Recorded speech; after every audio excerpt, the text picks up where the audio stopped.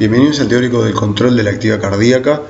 En este teórico veremos las diferentes formas que tiene el aparato cardiovascular de controlar la actividad y cuáles son a su vez los elementos externos que influyen en el mismo.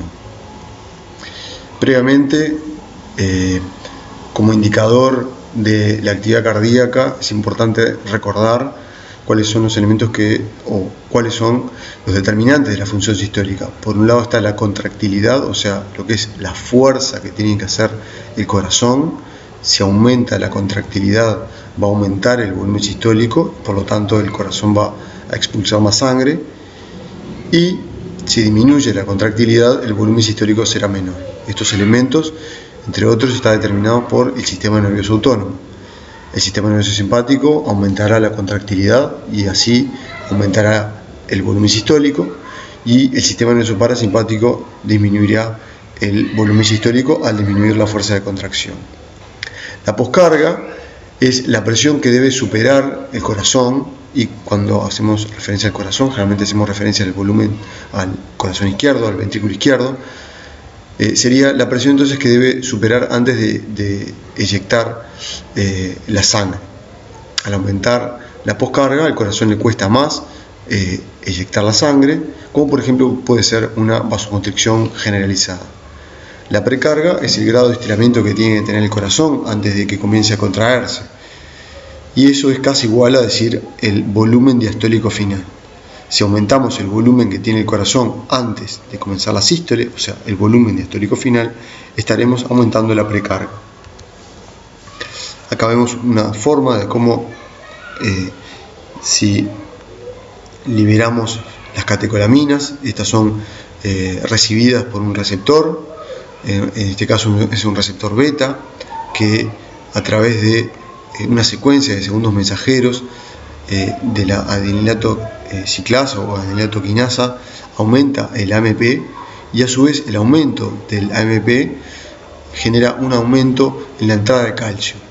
Al entrar más calcio adentro de la célula, eso sirve como estímulo para la propia contracción y a su vez para que desde las cisternas del retículo sarcoplasmático se pueda liberar más calcio y así generar una contracción con más fuerza. Acá vemos una contracción que genera una presión de aproximadamente 120 milímetros de mercurio, y acá tenemos una contracción en la cual la presión que genera el ventrículo es mayor, producido por los elementos anteriores que mencionamos, o sea, el aumento de calcio. La poscarga depende de la geometría ventricular, o sea, del espesor que tenga la pared del ventrículo, y de la impedancia aórtica, o sea, de la resistencia que le ofrezca la aorta, y de las resistencias periféricas, o sea, del estado de vasoconstricción o vasodilatación que tengan principalmente las arteriolas. Acá vemos la geometría ventricular.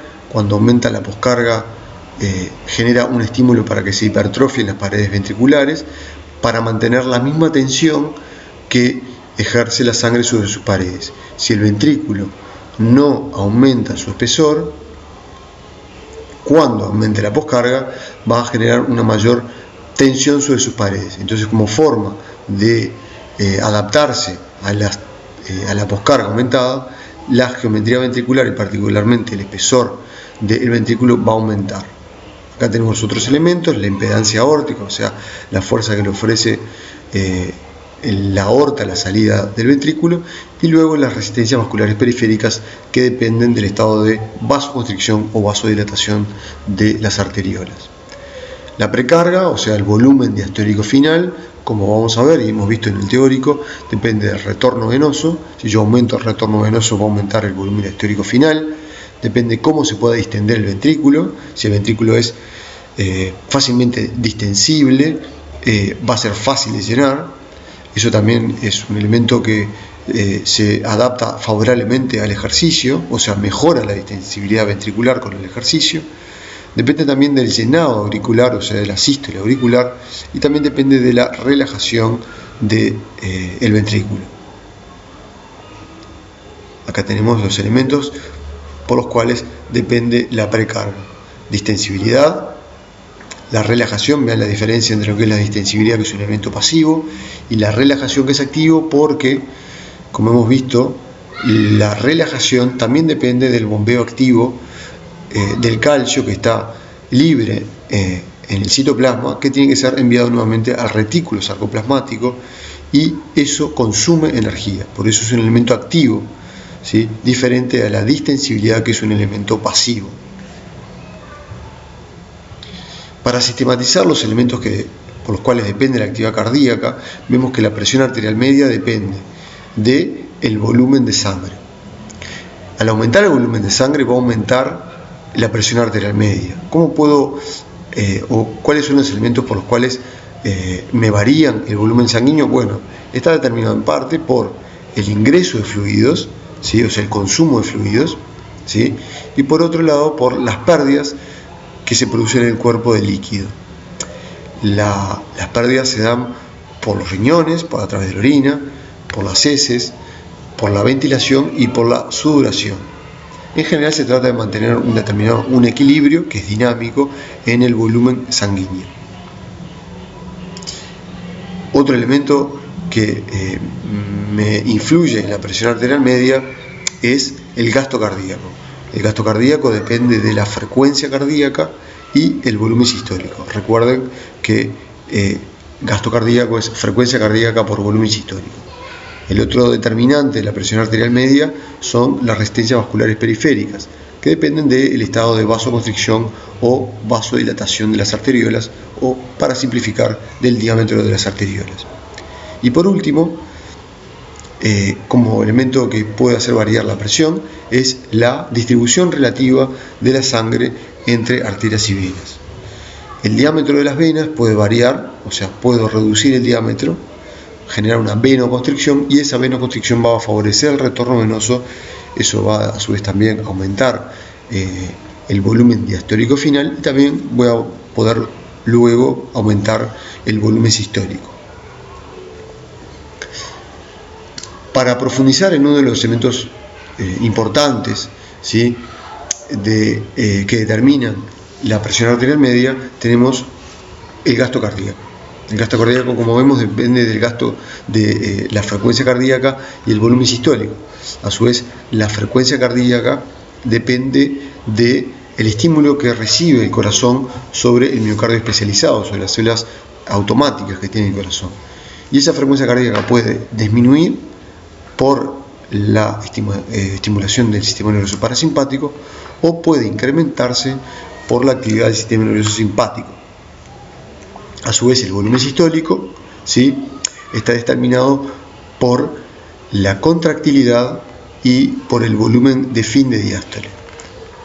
La contractilidad, o sea, la fuerza que tiene que hacer el corazón, depende del sistema nervioso simpático, que aumenta la contractilidad, y el volumen de fin de diástole está determinado por el retorno venoso. O sea, si yo aumento el retorno venoso, le va a caer mayor cantidad de sangre al ventrículo izquierdo, y el retorno venoso está determinado por la venoconstricción, ¿sí?, o sea, por la contracción del músculo liso de las venas, estimulado por el sistema nervioso simpático.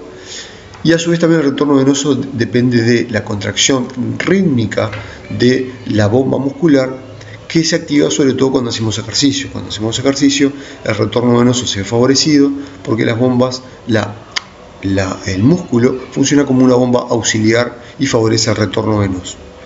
También el ciclo ventilatorio, ¿sí?, favorece el retorno venoso.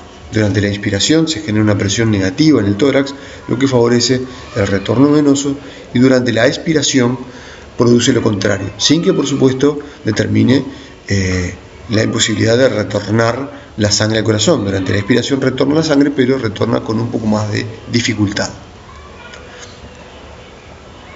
Acá tenemos otro elemento que vimos en clase sobre el retorno venoso y cómo el aumento del retorno venoso favorece el volumen de fin de diástole.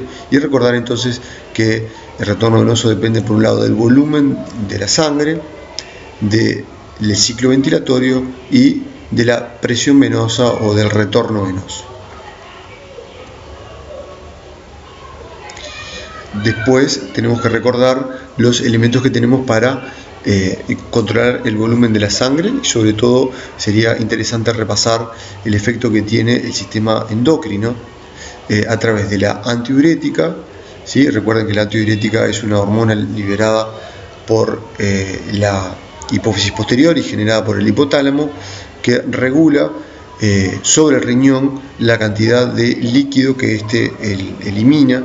¿Sí? Lo que hace es disminuir el volumen de sangre que perdemos por el riñón frente a una deshidratación, por ejemplo. Y por otro lado, otro elemento que es importante que repasen es el sistema renina, angiotensina, aldosterona. Este sistema también se pone en juego cuando disminuye la presión sanguínea o cuando disminuye el volumen de sangre. La renina es liberada por el riñón y lo que hace la renina es estimular el pasaje del angiotensinógeno a angiotensina 1. La angiotensina 1 lo que hace es pasar de angiotensina 1 a angiotensina 2. Eso se produce en el epitelio, en el endotelio, mejor dicho, pulmonar. Y la angiotensina 2 cumple dos funciones principales. Uno es la vasoconstricción, que es un importante vasoconstrictor, y por otro lado estimula a la corteza suprarrenal para que libere aldosterona. Estos dos elementos hacen que aumente el volumen de la sangre y por otro lado, ¿sí?, aumente la presión sanguínea.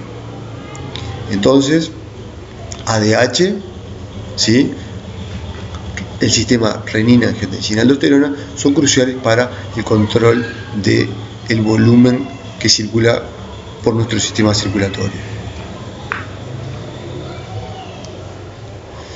Este es un ejemplo que ustedes tienen del tórtora, ¿sí?, donde en resumidas cuentas vemos lo que hablamos recientemente. Para finalizar, recordar que también hay elementos del sistema nervioso de manera refleja, ¿sí?, que varían la frecuencia cardíaca, y nos estamos refiriendo a los vasoreceptores. Los vasoreceptores lo que hacen es controlar la actividad cardíaca, ¿sí?, a través de el estado de tensión que se generan en los vasos, principalmente en la aorta y en la bifurcación carotídea. En resumidas cuentas, la actividad del sistema nervioso, el riñón, ¿sí?, el sistema nervioso autónomo, regulan tanto el volumen sanguíneo como el estado de vasoconstricción y vasodilatación y la actividad cardíaca, y de esta manera controlan la presión arterial media. En el próximo teórico hablaremos de el control de el flujo de sangre a nivel capilar y a su vez cómo hacemos para regular la cantidad de solutos y el tipo de solutos que pueden pasar a través de nuestros capilares. Muchas gracias.